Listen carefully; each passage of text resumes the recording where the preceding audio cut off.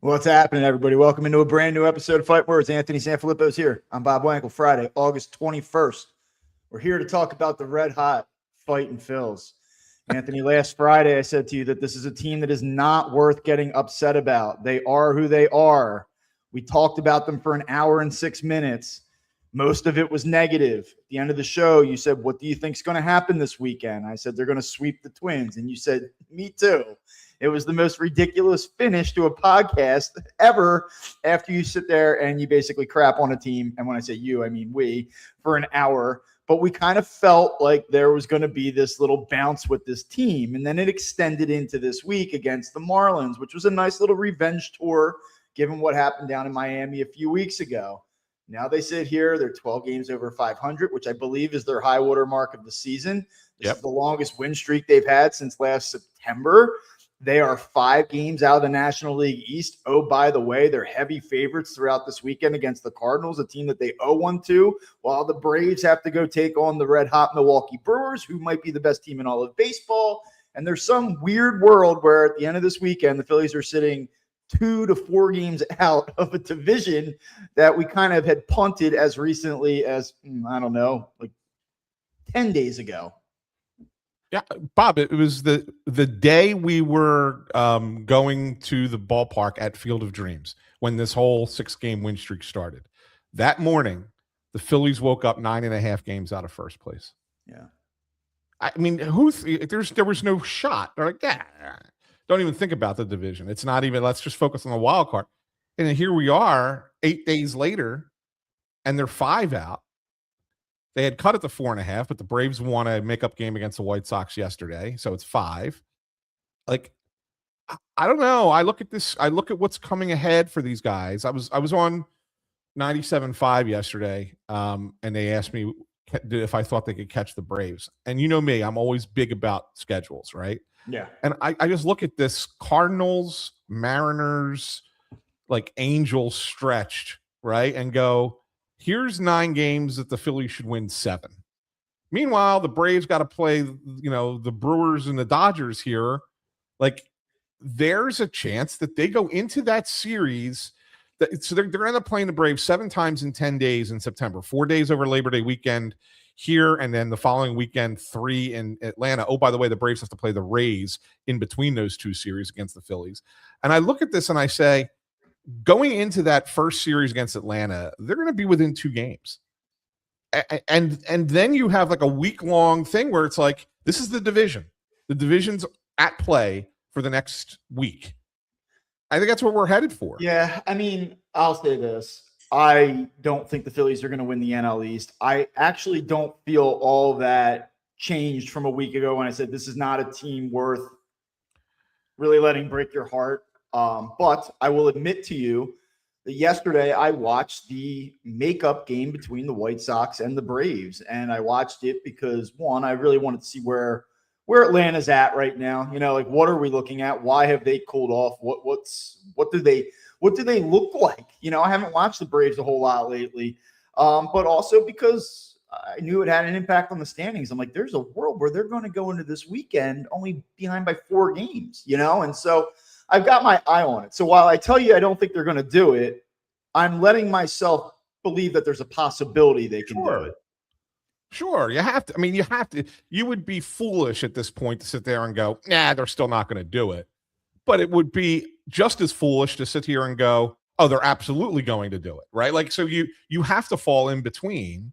You have to sit there and say, recognize that the possibility exists and that it could happen, but also be a realist and say, it's the Braves aren't that bad of a team that they're going to utterly collapse, and the Phillies aren't that good of a team that they're going to maintain this level of play for the next 35 games either. So we've been wrong before. Like, one of those 2 things could happen, but if you're going off of the odds are that it's probably not going to. But it's a non-zero chance that it does. Well, part of the reason it's a non-zero chance is because they've taken advantage of what is not like a cupcake schedule here. I mean, these teams are formidable to a degree, the St. Louis's and the Marlins of the world. And like, even going back to the Orioles, they're still in the playoff race. The Blue Jays have been chippy lately. Like, these teams aren't dreadful, but they're all mediocre teams, and the Phillies have kind of risen above it here lately. And, in this month, they're 13-5. They have a plus 32 run differential. They're hitting 273 as a team with a 3.15 staff ERA. Like, they've played better baseball. They've pitched better. They've had better at-bats. And even defensively, at least in the infield, we've seen them play a better brand of baseball. It has not been perfect. I'm not going to sit here and tell you that they have an above-average defense by any stretch of the imagination, but they've cleaned some things up. And, Bryson Stott, what he's been able to do at third base, which we can talk a little bit more about in detail later, is certainly a big part of that. And I'll even go back one step further. Like, we've seen this team go through it. I'm not particularly bullish on this particular team. I don't think they're very good. I think they're clearly a class below the Brewers and the Dodgers in the National League. I know that the Brewers have never won anything. I understand. Look, that's how I feel right now. But you zoom back to May 1st, which we all want to do because we just pretend that April didn't count. They're 58-39 since May 1st now, with the 7th best run differential in baseball. And that's probably a better representation of what they are than the team that has the 15th or 16th best run differential in baseball that is, sitting where they're at right now. So, like I said, I wouldn't bank on it. I wouldn't bet on it, but I think it's not insane to have the conversation. But they've got to go right now. Like, you talk about the Mariners, they got to go out there. It's a tough place to play. The Mariners have been probably the sport's biggest underachiever this season. They just called up their top pitching prospect. Like, that's a team that could still, with 1 or 2 good weeks, get into the playoffs. So I'm not saying that the Phillies are – I actually don't expect the Phillies to win that series against the Mariners as bad as they've been. But this weekend, what sits in front of them right now, like, you got to go gobble up at least 2. And quite frankly, given the advantage that you have in the pitching part of this on Friday and Sunday, like, I don't think it's absurd to go into this series saying, like, we're playing pretty well, let's go sweep this team. Yeah, I'm with you on that, Bob. And Saturday is going to be an interesting thing all around. And it's weird that we're going to start talking about this Cardinal series in the beginning. Usually we save the look ahead till the end of the show. But I'll tell you that Saturday is the one that's the most interesting. Like, I think they win tonight with Luzardo. I like them Sunday with Sanchez. It's Saturday where you got Andrew Painter, right? And we've talked about it a little bit after his last start. That he didn't look great in Minnesota, obviously, but then he sucked it up and got them through 5 innings. It was okay from innings 2 through 5, but really was terrible in inning 1.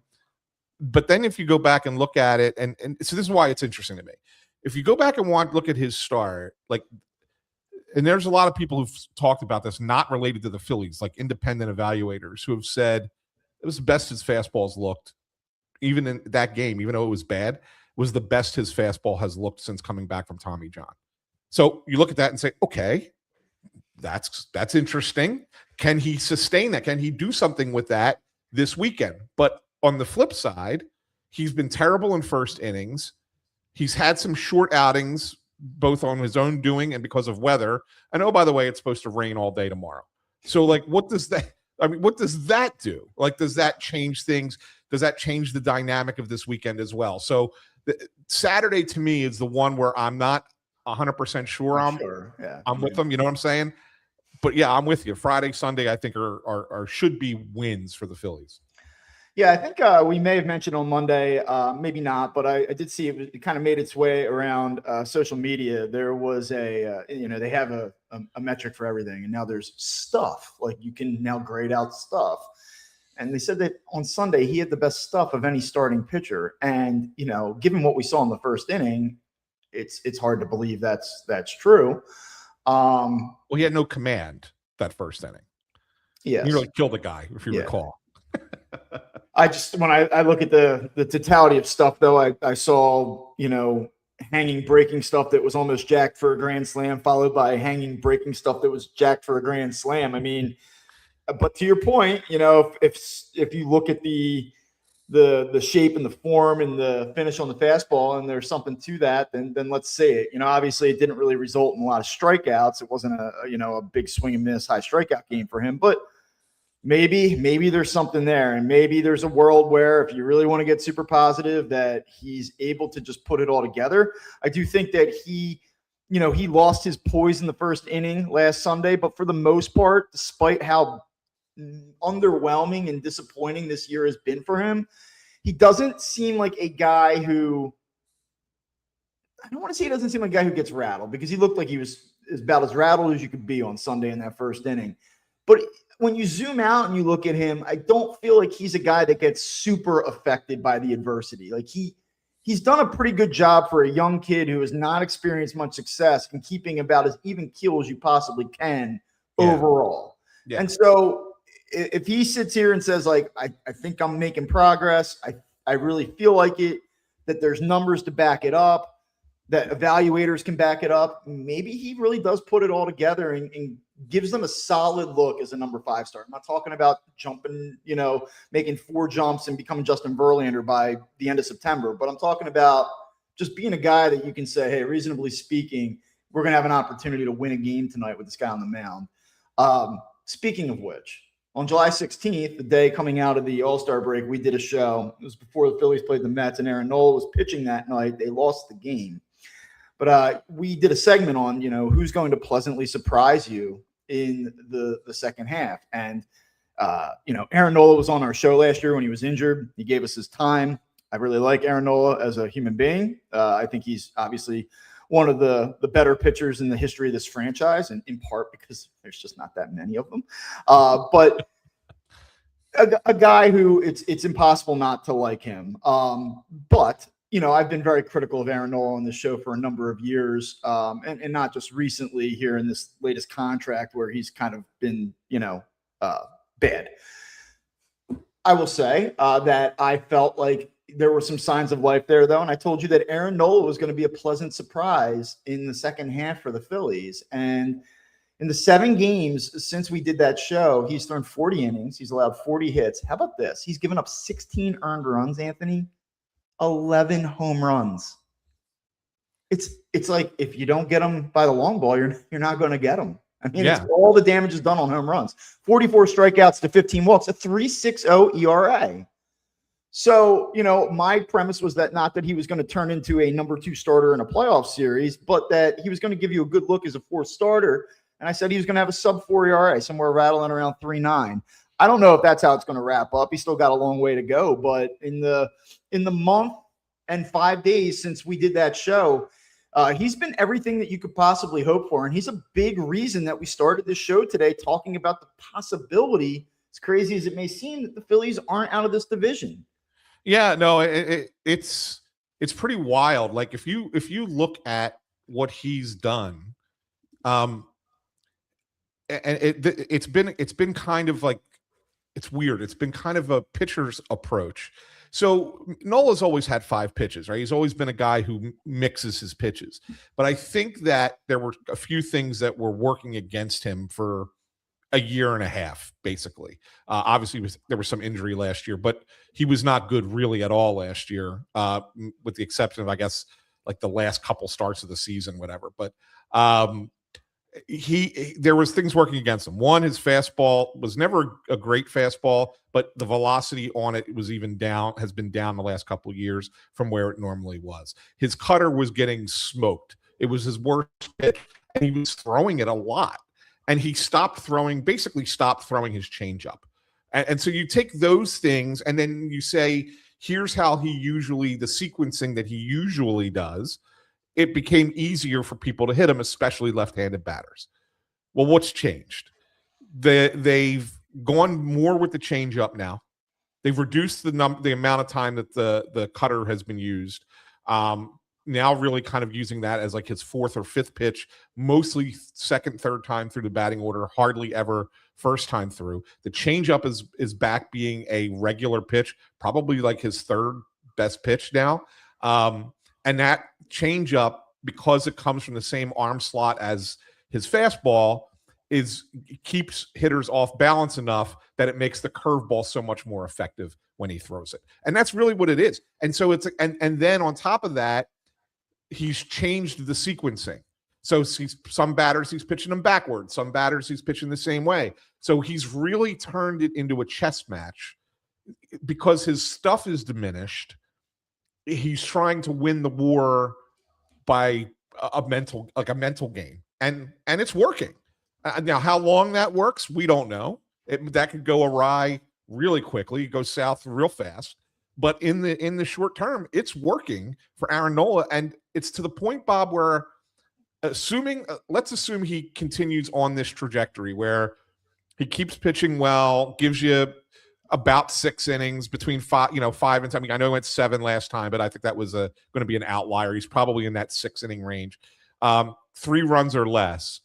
He probably becomes a guy that you go, okay, I could start him in a playoff game and not only have to make him pitch 2 innings.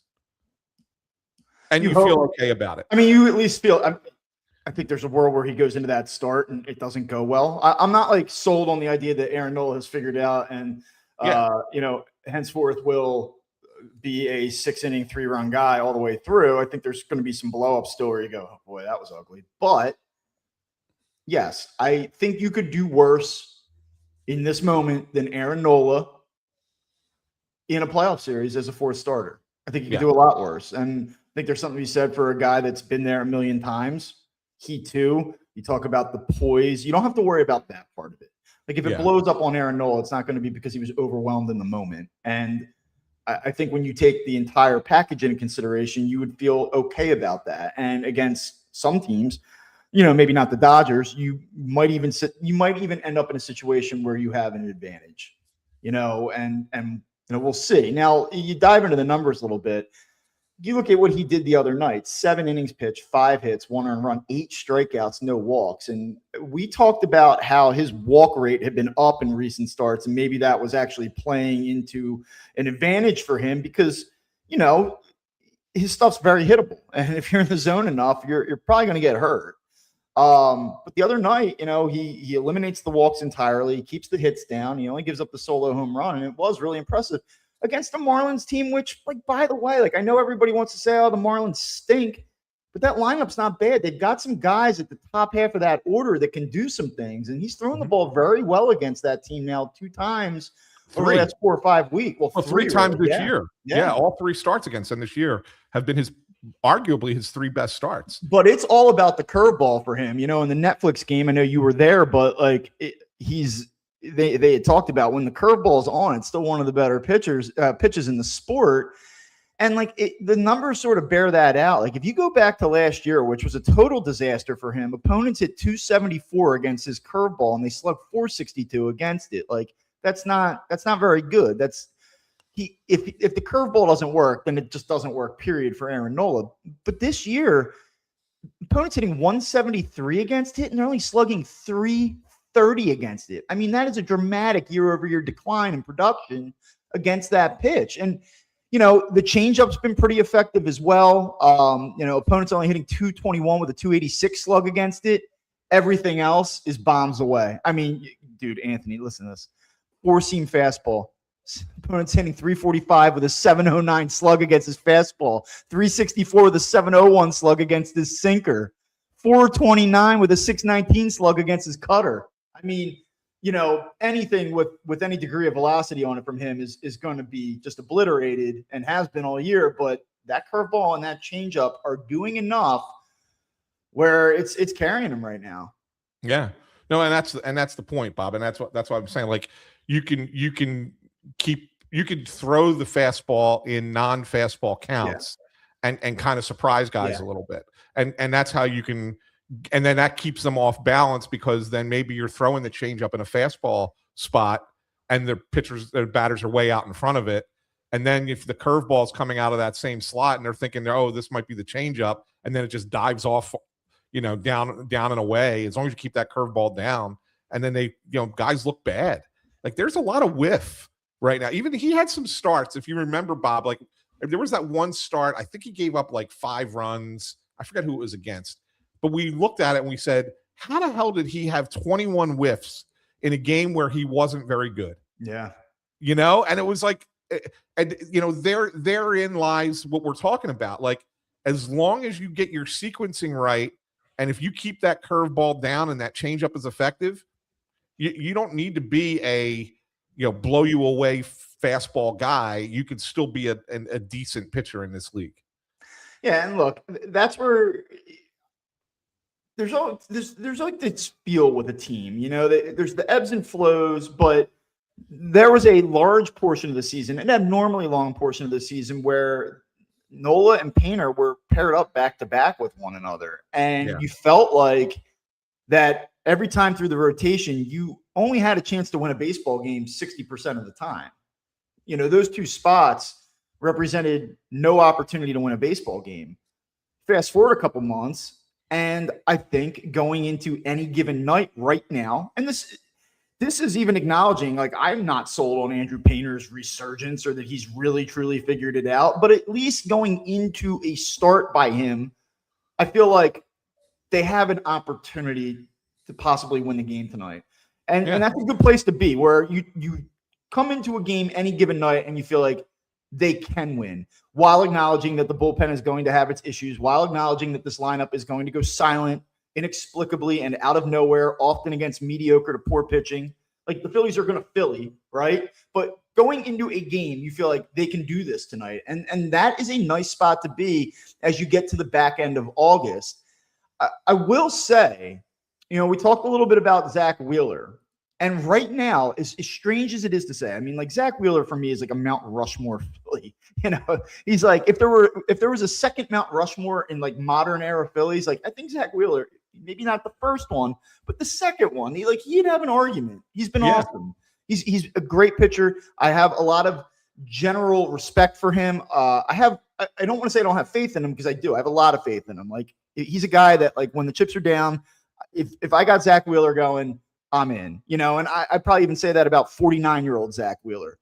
But right now in this moment, those starts don't feel good. It feels a little unsettled. And we talked about him on Monday, and so I don't want to spend a ton of time talking about him today. But look, he goes out against the Dodgers out of the All-Star break. It was his first start out of the break, and it's 7 innings, 5 hits, 2 earned, strikes out 9, doesn't walk anybody. His ERA is sitting at 2.16 after that start. And you're like, hey, I know the Phillies got embarrassed again by the Dodgers. There was a lot of stupid stuff they did in that series, but you saw Christopher Sanchez, you saw Zach Wheeler going up against that Dodgers lineup, and you're like, you know what? If they see them in October, like, there's a chance. But since then, it's been kind of a mess. I don't want to say disaster, but it's been a mess. That's followed by the Miami game down there. He only goes 3 innings. His velocity is just totally off a cliff. He gets hit around. He's out of the game. Then he goes to Baltimore. He looks better. He only lasts 2 innings because of the rain. Not his fault. Toronto, Chase Utley night. Rain, the whole thing. He's just not very good. He gets into the 5th, 6th inning. He starts to struggle. He ends up going 5 1/3, 4 earned runs, 5 walks. Very uncharacteristic for Zach Wheeler. That was also the game, if you recall, where the Blue Jays got into his head a little bit about the rubber gate, right? Yeah. And then he comes out and he says, well, they're not winning a lot. And, the whole thing, I said at the time, I was like a little bit like off put by that. It was just not very Zach Wheeler-like, but fine. St. Louis, he's okay early on. He doesn't really look like Zach Wheeler, but he's getting some strikeouts. And then the 5th inning, it all goes to, I'm really trying hard with this syndication thing to not curse. So it all goes to where you would know it Keep would go. in mind, we can bleep it. It's okay. Yeah. I just well, then it all goes to shit, Anthony. I just write down the timestamp and then they bleep it out. It's okay. Yeah. Well, and then so then you go, okay, well, here he is. Like, now he's got to get it going again, because we talked about it. There's all these variables, like, it's fine. It's Zach Wheeler. And then he comes out Monday and he's okay. Like, he's all right early on. He's doing his thing, getting some strikeouts. And then the 5th inning hits again, and he runs into some trouble. And it's not a blow up. He goes 5 innings, he gives up 2 earned runs. But you look at his night and you go, okay, he got 15 outs against this Miami lineup, and it took him 98 pitches. And in the 5th, he actually gets the first 2 batters to start that inning, but it takes 9 pitches and 9 pitches to get through it. Like, you can't take 18 pitches in the 5th inning to get 2 outs. Like, you just can't do it. It's so inefficient. Like, and then it's base hit, base hit, base hit, base hit, base. You just muted yourself. I'll fix this in a second. But he only gets out of the inning because they make the out at second base. And like, you're like, come on, man. Like, I'm not telling you Zach Wheeler's like a red flag or like, oh my God, it's not like he'll never figure it out. But like in this moment, it's not Zach Wheeler, man. This is not the Zach Wheeler that this team is going to have if they're gonna do something here. Yeah, I'm with you. And here's what I've been pondering, Bob, because I don't know. I mean, Zach will never say anything's bothering him or whatever. I mean, you got to remember, even last year when he finally went out with the thoracic outlet syndrome, that, you know, he was saying, like, what he was saying publicly and what's going on behind the scenes were kind of two different things. Although it did kind of sneak up on him pretty quickly in Washington. But let's keep in mind that this is what he came back from, right? And I do wonder, and I don't know this because this is not my area of medical expertise, but I do wonder if there is a little bit of something that is setting in. Not that he's injured or anything like that, but that, you know, coming back as quickly as he did, and let's remember, he came back faster than anyone expected pitching in April, that maybe that there is a little bit of just arm fatigue.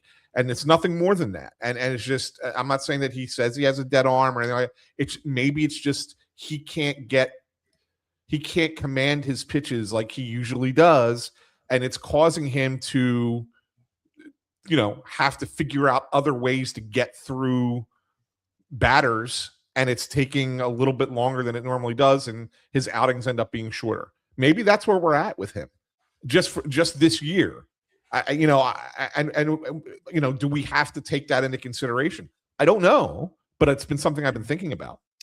Yeah, I think that there's certainly something to that. And I guess this is not a perfect time, but an appropriate time to introduce the idea that Nestor Cortes is going to be part of the Phillies. Let me ask you a little bit about Nestor Cortes. I mean, last we saw him, he had a simply disastrous 2025, and he had a disastrous finish to his Yankees tenure. He was a good pitcher for that team. And in 2024, you know, he made 30 starts and had a 3.77 ERA. You know, he nice arm, like quality arm. It did not go well for him in two different spots last year. Had surgery, I believe it was in October. He's come back from that now. Signs a major league deal with the Phillies. Is his existence in this on this roster in time more about giving a Christopher Sanchez and Zach Wheeler a little bit of a breather and maybe going to a 6-man rotation if you had the luxury to do that? Like if the wild card standings were to present itself in a way where you don't have to have absolute pedal to the metal every night. Is this about Nestor Cortes potentially being a multi-inning bullpen option and help shoring up what is, in my opinion, a bad bullpen outside of the closer? What is this guy here for? What's the plan? And when do you think we're going to see him? They're all good questions. And my response is, I think it's a little bit of everything that you said. You know, and as Ethan Pechersky mentioned, he says he's confident. He's not confident it'll be anything special, but if he lets the Phils get their main guys some extra rest, it'll be well worth it. I think that's in the back of their minds a little bit, but I don't think it's front of mind. I don't think that that's why he was brought here. You know, Mattingly Tim Kelly asked Don Mattingly about this the other day, and Mattingly said, you know, about going to a 6-man rotation. He said teams that do that have the luxury of feeling comfortable with where they are in the race. Yeah. And so it was almost indicating that the Phillies aren't comfortable with where they are in the race, so they probably nor should they be. Right. So I think that I don't think he was brought in to be a 6th starter. I think he was brought in to be a depth starter, as in, let's see what Andrew Painter looks like. If that goes bad again, maybe we don't let Andrew Painter make those last 6 starts. Maybe we let Nestor Cortes make those last 6 starts. So I think that's another part of the intrigue to Saturday night for me, why I said the game was most intriguing. And I also think, Bob, that he's a guy that they're looking at, if they make the postseason, as another left-handed arm that they can use out of the bullpen, because they don't trust a lot of their lefties. We don't trust Alvarado, right? We don't really trust. Well, Brooks Raley's okay, but he's more of a middle relief guy. We'll bounce back the other night. Yeah, And Meza is Meza, right? But more than anything, maybe Nestor Cortez serves. We were talking about Aaron Nola earlier. Maybe he serves as the piggyback for Aaron Nola. So maybe Nola gives you 4, and Nestor Cortez gives you 3, and then you go Bowl and Duran, right? And then you go right-handed starter for 4 innings, left-handed guy, force the opposition to make some decisions with their lineup, and then you have your back end. So maybe that's the way that they view him as well. I think it's a hybrid role. Yeah. And I think that the last question you asked is, when do we see him? It will be determined tomorrow night. Like if Painter struggles tomorrow, it's the next time. I think it's the next time. So we have a sense that he's close. I mean, you sign him to a major league contract. The idea is like, hey, go down, maybe make an appearance or 2, and then you'll be up here. Yes, I think that's the case. One of the big misses at the deadline was not going out and getting an insurance policy for the rotation. And I think we all felt that. You're like, wow, you're really playing with some fire here. If one start from Andrew Painter against the Orioles is enough to sell you that he can be your 5th man all the way home. And as we know, they have 0 depth to replace anybody in the event of an injury. If they would have gone out and at the deadline, the day of the deadline, and done this Nestor Cortez deal, how do you think it would have been received? Because it's flown under the radar. Number one, they're playing games. They're in the middle of a 6-game winning streak. Everyone feels a little bit better about them. I feel like that the signing, not that it needs to be major news, but it's like almost in a way kind of gone under the radar like a little bit over the last couple of days. Yeah. If this would have been right at the deadline where everyone was like, we need help, you got to do something. And you're like, well, they didn't make a trade, but they actually went out and signed Nestor Cortez, who, was a little bit banged up. We came to find out last year, didn't pitch well, but he's, a year removed from being a pretty good arm that can slot in the middle back end of your rotation. Does that not fill the need? A versatile, experienced, crafty guy that provides a hybrid insurance option for you. Is this not what we wanted? Yeah, no, it's a good point, Bob. And I would say that had he not been coming off of injury and coming off of 11 awful starts in 2025, that people would have probably been really excited about it, in all honesty, right? I mean, because that's exactly the kind of pitcher that you were looking for, another lefty who can be in the back of the end of your rotation if need be, or could be a left-hander coming out of the bullpen if needed in a key spot in the playoffs. So like it would be exactly what you were looking for. But I think even if it did happen then, if let's just say that that's when they signed him, August 3rd. Yeah. Based off the fact that he hasn't pitched in a year, coming off of injury, and the last time we saw him, he was awful, it probably would have ruffled feathers for the fan base. Do you look at him and say, I'd rather do Nestor Cortez on a prorated deal or trade for Brady Singer and give up your 13th best prospect? Like, I'd rather Cortez. Okay. Well, I mean, then that answers the question, because that's all I wanted. That's all I wanted the Phillies to do, was go out and get a guy like Brady Singer, who stinks.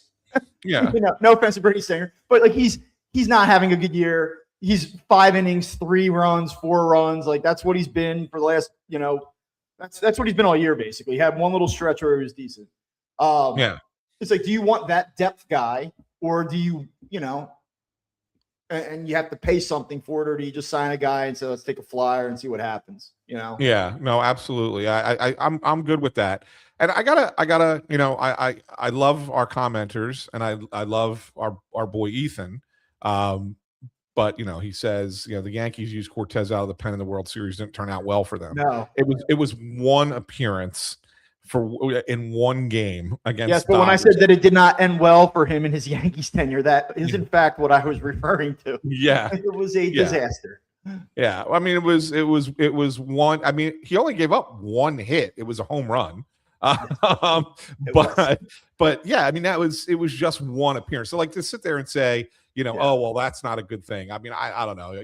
Somebody referred to Nestor Cortez as like Walmart Ranger Suarez, I think is what someone said. Well, what's funny, I talked to, Ant Jr. about this as soon as it happened.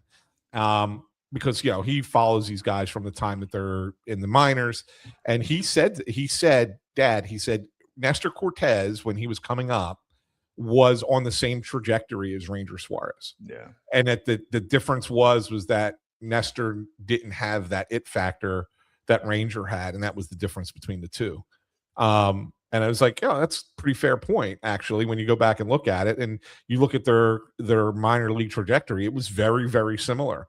So it's not crazy to compare him stylistically to Ranger Suarez. It's just a different personality. I think that's the difference between the two, and why one is a multi-million-dollar starting pitcher in a playoff rotation, and the other guy is being signed in August off the scrap heap, right? So, kind of an interesting. Well, we did the Nestor Cortez thing. That's exciting. Let's go. Does Zach Wheeler figure it out, Anthony? Does he figure it out? I think so, but I don't think he hasn't figured it out. I think that he knows, like you pointed out, like last start, he only got 2 runs in 5 innings. So it's not that it was a bad start. It's just that there were things in there that were, not characteristic of Zach Wheeler. What I want to know about his start the other night, is it that he does not, because you go back 2 starts ago, 5 walks, as I mentioned. I think he only had 1 in the next. But then the other night, 4 walks. Is it that he has lost his command, or is it that he is scared to be in the zone as much because he's not as confident with his stuff playing at 94, low 95, and so he's getting cute, and that's what I'm trying to figure out. Yeah, and I wonder if he's the same. I wonder if he's trying to figure out the same thing, right? I don't know.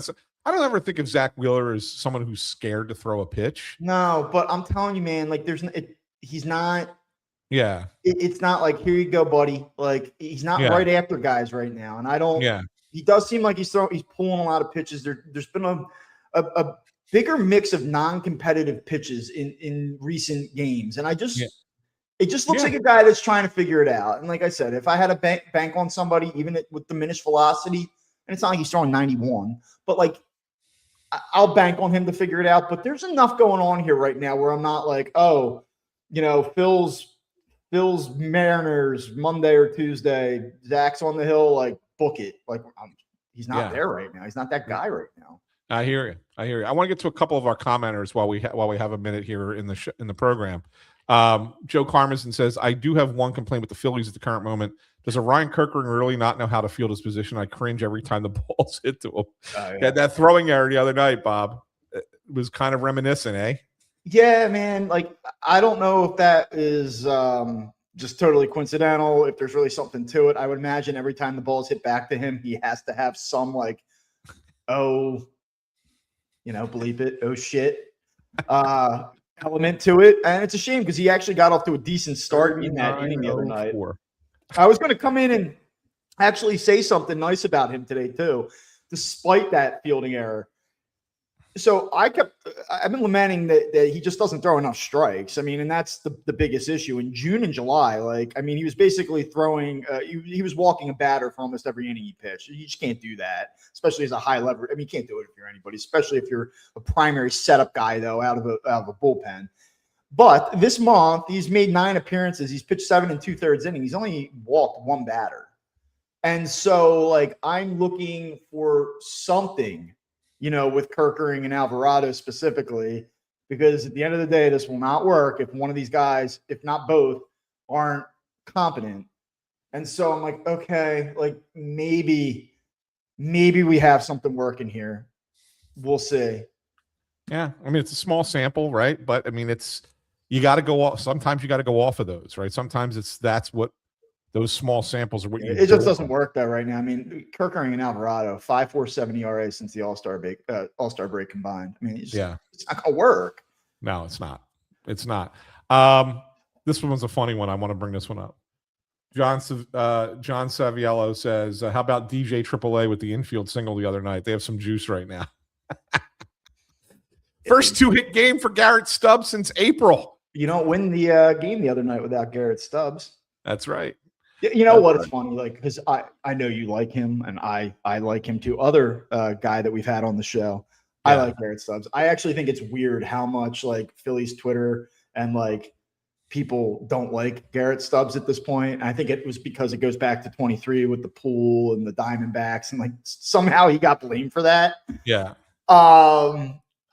Look, I just never seen so many people get so angry about a backup catcher. That being said, like Garrett Stubbs cannot be on the Phillies after this season. Like, no, I don't think he will be, but I think he stays within the organization I in hope some so. capacity. I do. I hope so. I do. But Marshawn stinks too. I mean, so it's like, it's so bad.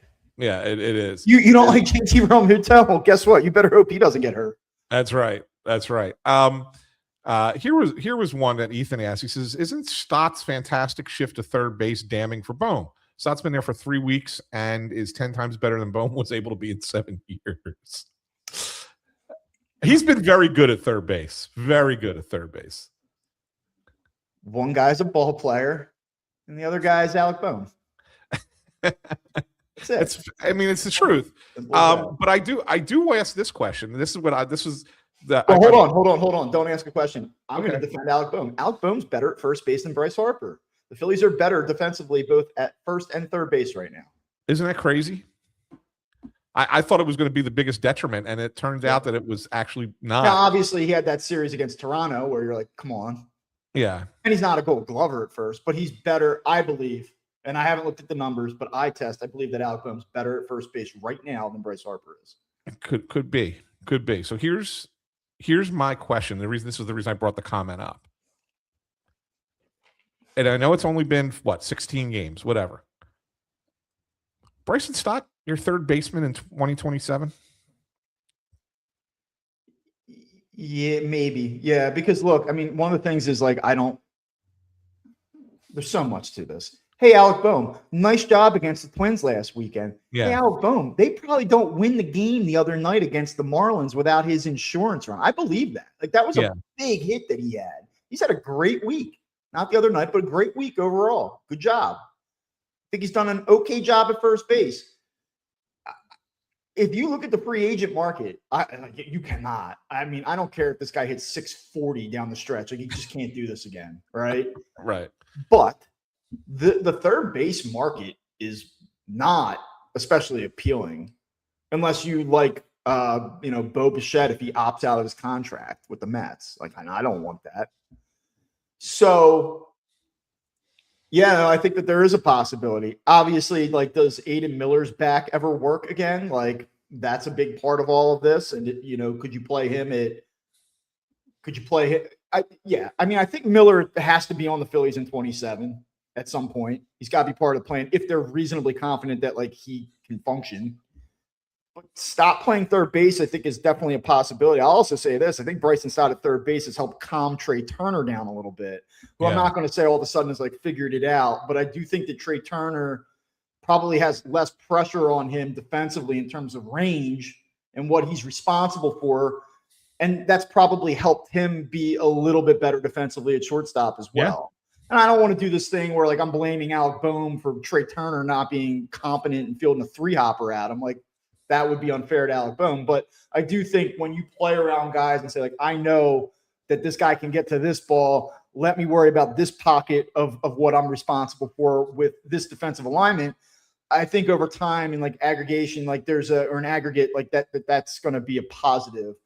So to your point, yeah, like, I think it's very possible. He's been really good over there. I've been waiting for 4 years to see this version of Bryson Stott, and it's been awesome. And it's not going to continue at this level. Like, Bryson Stott's not a 3. I don't think Bryson Stott's a 305 hitter. I don't think he's a 860 OPS, over the course of 162 games guy. But I think you're seeing that, like, he's not somebody that you platoon, and he's not somebody that you're like, he's just a guy you got to turn the page. Like, this is a guy that I think has validated himself as a really quality Major League Baseball player. Yeah. It makes me wonder if they look at that and say, he's our third baseman, and then you think about, what do we do at second base, or what do we do at shortstop, right? Like, maybe you slide Trey to second and you open up shortstop for Miller, or maybe Trey starts the year at short and then eventually moves over and Miller comes in and plays short. Who knows? Maybe you re-sign Arise, right? Now that he's here and you got I'm going to tell you something. I think we're all feeling the Arise thing right now, and he's starting to heat back up a little bit, and I like him. I think it was a good ad. I like that they're hitting him clean up. I know a lot of people don't. I think they're using him correctly. I'd be surprised if they re-signed him. Well, I wouldn't be surprised if they let him walk either. But I mean, maybe you do. Maybe that's the. Again, I'm trying to say, like, if you like Bryson Stott as a third baseman, maybe that's in play. I don't know. Yeah, maybe. This whole equation, it all comes down to Aidan Miller. Like, I don't want to oversimplify this, but like, do you have a guy that you feel, despite the fact that he won't play competitive baseball this summer or spring, is he a guy that, given who he was and where he was at, that you feel like he can be a contributor as early as next year? And if you feel like that, and you're not dissuaded. Yeah. Only thing is, Bob, I can't imagine. And look, they've been kind of quiet about it. All that we've gotten confirmation of from people in the organization. We talked to a couple of people on the road trip. We were in Minnesota, off record, is that he has resumed all baseball activities. That includes swinging a bat, right? There was all this talk about when is Aidan Miller going to swing a bat. News. So you should do that story. Well, we did. Tim did that story. Tim Kelly wrote that story, right? But I was standing there when that conversation was happening. So so that kind of stuff is taking place, not playing in games. I still think I don't think he comes in spring training, looks great, makes the team. Like, I think that he has to play. I agree, but in the same breath, like, I'm not handing Luis Arise 3 years, $42 million because I'm not sold that Aidan Miller is going to be ready by June. No, but what you could do a 1 year. I mean, he signed a 1 year deal with San Francisco. Yeah. Right. I mean, I don't think. Yeah, and I just don't know. I don't know what the value is around the league. Like, I mean, he's a guy that's won multiple batting titles prior to signing a 1 year deal with the Giants. So, like, you would have thought at that point that there'd probably be a little bit more value to him. He goes out and hits, 322 again this year, and does it on a high profile winner, that makes the playoffs at the very least, hopefully. Does he not get a multi-year deal? Like, is someone saying, like, hey, 1 year, $13 million again? Like, if that's the deal, you sign him in a heartbeat, independent of how you feel about Aidan Miller. You just make it work. Well, so here's one thing I wanted to get to today, and I'm glad that we're on this Luis Arise conversation, because there's been so much talk about him, right? About how they've played since he's gotten here, what he's meant to the lineup, and this and that. And I will tell you that my theory is that this whole resurgence of the offense, while it coincides with his arrival, is not really about him as much as it is about Bryce Harper. And there is a little bit of hand in hand, right? Like, having Arise bat behind Harper has allowed Harper to be a different hitter. But Bryce is the guy that's making this all go. Like, his 23 game on base streak is one thing, but the thing is that his on base percentage since he had Arise bat behind him is what, 509 or something like. It's over 500, right? He's walked 23 times in the last 15 games, something that's only happened twice before in the history of the franchise. Dave Hollins in 1995 and Dolph Camilli in 1936. Okay, this is kind of the crazy stuff that's happening. And as a result, his OPS is like over 900. He's only got one home run in that time, but he's not like he's not hitting. He's got some hits as well. He's hitting, like high like 280 or something like that. So he's getting on base in a lot of ways, and they're scoring a lot of runs. And it's not that Arise has been like great behind him. Arise has been okay behind him. He had that stretch where he was not good, but he's been okay behind him. But it's all about Harper to me. And I think that if Bryce Harper can continue to be this guy and not feel that he has to be the superhero, which is what has hurt him in the past, then I think the Phillies offense is just fine. Yeah, I mean, there's a lot of on base. That's why the whole thing is flipped from like dead last to best, or top 2 or 3. And look, Luis Arias, since he's been here, has come to the plate 69 times, 69 plate appearances. He's had runners on base in 43 of the 69 plate appearances. And I don't know how many of these will let off innings. So, every time he's up, there's someone on. And it's usually Bryce Harper. Yeah. Now, you can make the argument that Bryce Harper's calmed down because he trusts Arias to hit behind him more than he maybe trusted Alec Boehm at the time. I think that's part of it. You mentioned he's obviously not trying to do too much. That's why he's generating so many more walks. The one downside, though, is, right, like if you're going to do that, like you want Bryce Harper to be a guy that does damage for you. And, the opportunity to do damage has maybe been diminished a little bit, maybe. I still wonder if hitting Kyle Schwarber in front of Bryce Harper would benefit them a little bit more. I wonder, or if you were vice versa, the Schwarber Harper thing back to back. I wonder if there's a way to maybe get pitchers to be a little bit more willing to give in to either of those guys. And so you worry about, like, is this the maximum alignment? I don't know, but I think it's working right now, and you ride it until you start to see an issue with it. Yeah. I do wonder if at some point they do flip. Like, my big thing is, Anthony, like, I guess what I'm really trying to say, I'm sorry. I guess what I'm really trying to say is, like, yes, they are scoring runs, and we've talked for so long about how they're boom or bust, and they get real hot and they're over relying on the home run. And right now they're not over relying on the home run. It's kind of refreshing. And maybe this is what you want. Maybe you want to change the formula. And that was part of what this was all about, right? That all said, like, over the last couple weeks, combined, Kyle Schwarber and Bryce Harper have not done a lot of damage, via the home run. And Schwarber's has his moments. And I know he hooked one foul the other night. I get it. But, like, it's not like these two guys are going bananas and, like, powering them to victory either, It's more subtle. Yeah. No, it's fun to watch, in all honesty. Like, there is nothing worse than, to me, and this is maybe because I'm old, but there's nothing worse to me in baseball than just watching guys go up there and strike out. Totally agree. Or strike out or home run. Like, it's just like, I want action, right? And so you want to see Justin Crawford hit a comebacker to the pitcher's mound and the guy fall on his butt, because wasn't that the most Justin Crawford experience the other night? He had those 2 base hits he had the other night. The expected batting average on those balls was 060 and 090. Yeah. But it's fun. Yeah. No, absolutely. Absolutely. My dad loves that stuff though. He goes, that kid can play. I'm like, he hit a one hopper back to the mound. Like, that's not there's no skill in that. All right. I want to our boy Russ checked in. Oh yeah. Let's go.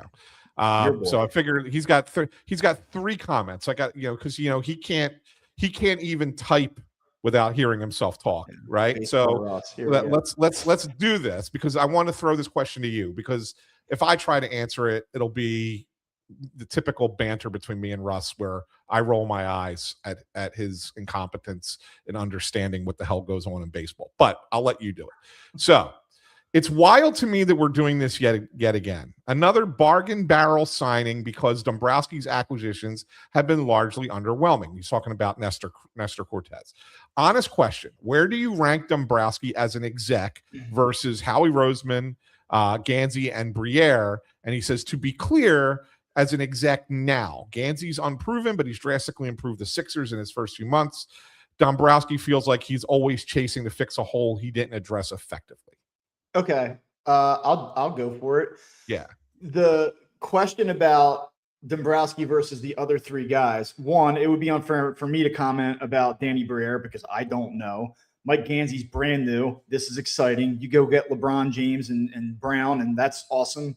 But, like, also my overarching response to this would be, like, who cares? Like, that's a WIP question. No offense to WIP, but, like, I don't need to rank Dave Dombrowski against Mike Gansey. Like, who gives a shit? I guess it's I guess that's how I feel about that. As far as, sorry, Russ, like, I mean, I love you, I guess, but, like, who cares? To Russ's point, I think, like, my overall thing, we talked about Dombrowski on Monday. Like, look, I think that if you were to say grade this guy this season, I give him a C. And if you were to say grade him in his tenure here, I'd probably say like a B to B minus. And I think that he's left some meat on the bone. There are moves that he is whiffed on. There are moves that I think that he sort of doesn't get credit for. We talked about Derek Hill being here.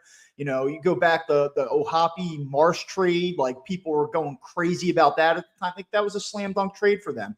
Jesus Luzardo was a massive win for him. Then, yeah, I mean, like that guy's maybe one of the 6 best starting pitchers in Major League Baseball right now. Like Dave Dombrowski went out and got him. This organization was an absolute joke prior to his arrival. Like, is the minor league system good? No, not really. Taijuan Walker, Nick Castellanos, I get it. Like, should they have traded Painter back in the day in 23 and gone for it? Maybe hung a banner. Like, yeah, these are all fair things. But I think that he's done some pretty good stuff, you know, that goes a little bit unlooked and, you know, or overlooked, I should say.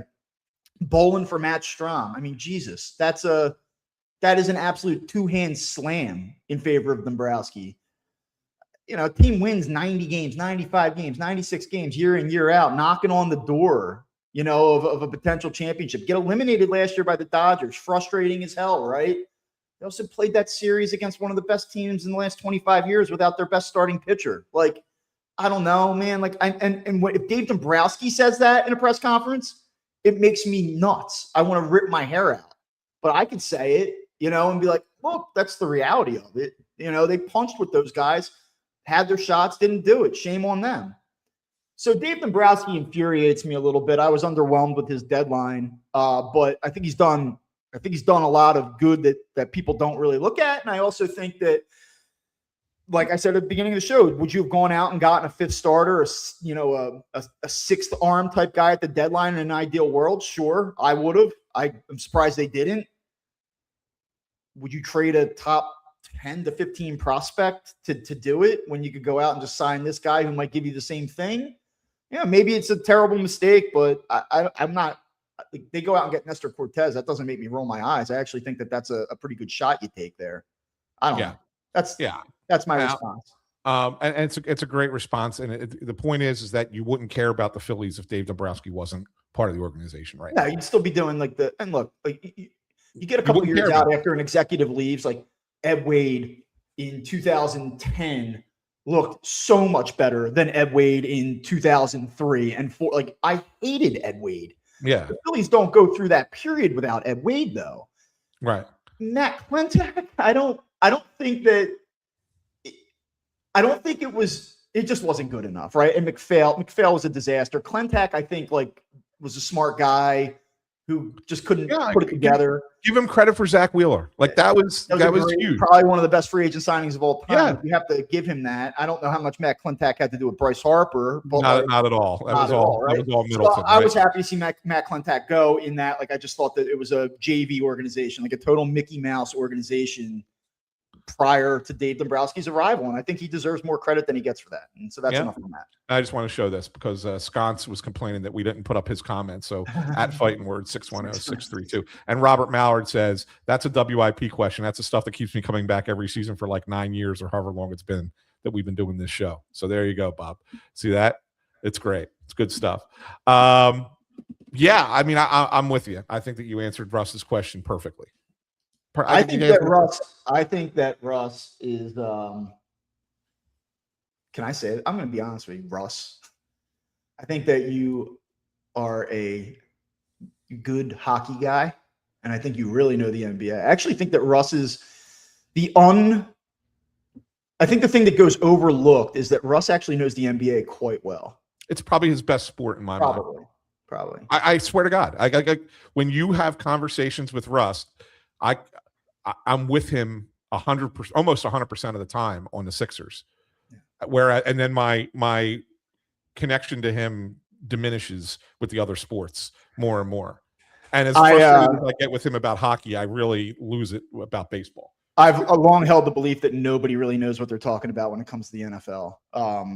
I really don't. I think that most people like you or I are like media types. Like, you can cover and report, but like a lot of guys all of a sudden trying to become like all 22 connoisseurs and having these takes on these guys. And I I don't think anybody really talks about I don't want to say anybody, but I think most people don't talk about the Eagles in an intelligent way. It's like very like reactionary and hot take, myself included.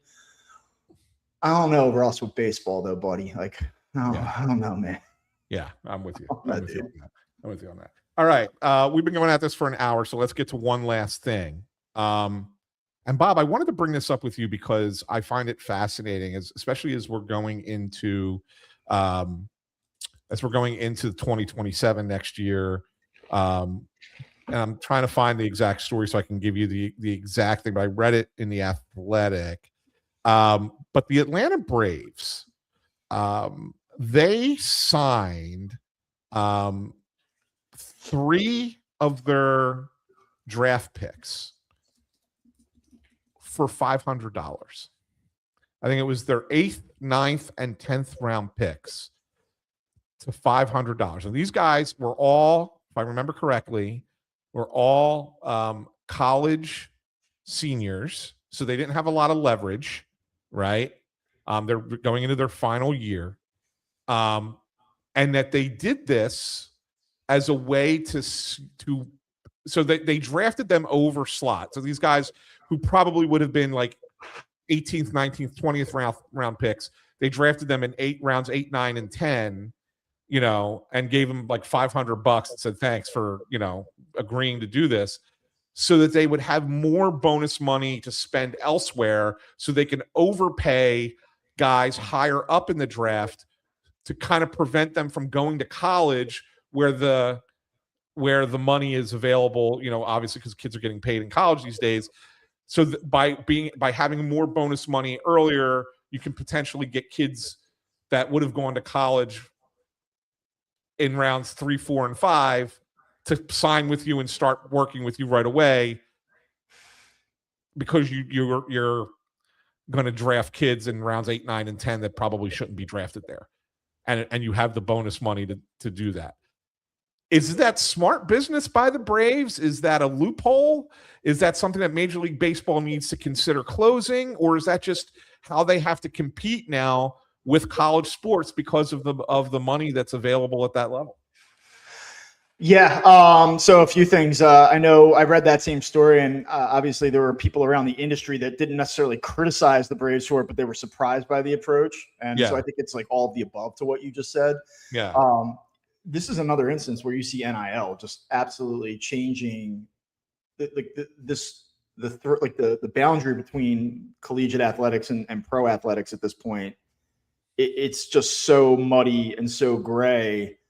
And I will say in this particular instance, like, I kind of commend the Braves for taking advantage of that, and I think Major League Baseball is obviously going to have to reconsider, the draft rules, but look, that's probably good business by them.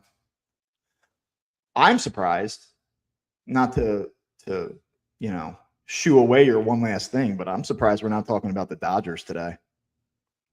Well, didn't we do this already? We did, but man, it's a little different now. This isn't That's just the like, reason I didn't bring it up. I speculated it last time, when we talked about the Ohtani situation. We're not quite there yet, but my feeling on this whole thing is that this story is shockingly underreported. Like, this guy's going through it right now. We're not going to make any accusations or say what's up, but I don't know, man. Yeah. And I do wonder, like, one thing I've seen a lot is, there are a lot of people that are like, if you don't like it, do it. Everyone can be the Dodgers. I guess. I don't know, man. It feels like there's some guys out there, beating the drum for the Los Angeles Dodgers about being this model franchise. And then you see this and you go, what's this really about? Yeah. I just wonder, like, if you're a reporter and you have this looming, like, let me just say this. You have this looming labor situation. Let's say you have player sources as a reporter. And so, do you do the MLBPA any favors by saying, look at the Dodgers. They're so great. Every owner should do this. Dodgers are the way, because you want them to all spend, and I just wonder, man. Like, there's something weird about this whole thing. I don't know how it ends, but it's not a great look for the Dodgers in the short term while this is all getting sorted out. But I'm a little surprised. I mean, the Wall Street Journal did something on it. Basically, this guy's trying to, in real time, save it. So it's just weird to me. It's not a little bit more mainstream, man. Yeah, I'm with you that I'm surprised that it hasn't come out yet. But usually, stories of that magnitude, it takes a little bit of time for them to really come out. I think that the big media story will come out. I don't know. I'll tell you. You feel like does he keep the Dodgers? He sold the Lakers. I mean, how does he keep the Dodgers? Yeah. Right. I mean, I think that he's in a lot of trouble. Right. So I'll tell you, there's one. And I don't work for this company, but I'm going to tell you to get their morning newsletter because it's great because it's all about the business of sports.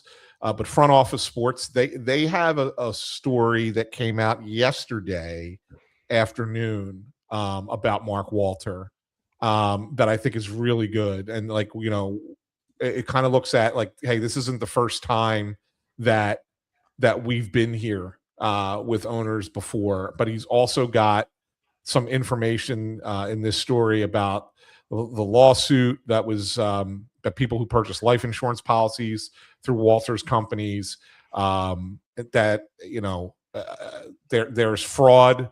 They got a quote about the fraud. It's really good. I would tell people to start looking there. I think that places like that are going to get this story. Mm-hmm. And it's going to come out. Like all the warts are going to be shown at some point. And I just think it's a matter of time. So for what it's worth. So then we got two last. Certainly that will not further complicate the labor negotiations this winter. No, not at all. Not at all. We're already feeling somewhat pessimistic about how that was going to go. I would say that this is a nice little wrinkle. Yeah, you know what I've been kind of, and look, I'm sure my opinion will change on this 7 times between now and next spring. But in the moment, I'm starting to think like this might not be as long of a labor dispute as everybody makes it out to be. In the moment, I might change my mind on that. But in the moment, I'm kind of like, we might be a little bit delayed in March, but I think that they're going to get this done. I personally have set June 15th start date as the over-under right now. Yeah. And I would bet after. So I'm more pessimistic than you, but you probably are more in tune with it than I am at this point. Yeah. I think we're going to be a little bit. I don't think we're getting 162. I know that both sides right now are trying to shock one another, trying to cast doubt. Oh, there's no way we're going to play next year. You do that because you want to, right? Yeah. I don't think we're getting 162, but I also don't think we're not getting COVID. We're not getting 60. Yeah. Right. So I think we're going to be in that 120 game range. I really do. So maybe we miss a month-ish of the season. That's where I'm at. I don't know. It's weird. I just think that's kind of where I see it right now. But who knows? Like I said, I think that opinion can change many times between now and then. It's a shame because the 27. We don't want the 27 Phillies to be the 94 Expos. No, but you know what? And I've said this before, being a shorter season with a veteran team is not a bad thing. I know. Not a bad thing. Right. All right. Well, that'll do it for us on this episode of Phightin Words. Don't forget, you can subscribe to Phightin Words on Apple Podcasts, Spotify, Amazon Music, Pandora, wherever you get your podcast. Best place, though, right here on YouTube, where we are. Just click that thumbs up and ring the bell. You'll never miss an episode. You'll always know when we're going live. If you're listening in the podcast feed, you can find us on YouTube, youtube.com/@Phightin Words. So for Bob Wankel, I'm Anthony Sanfilippo saying have a wonderful, wonderful weekend, everybody. Enjoy the Cardinal series.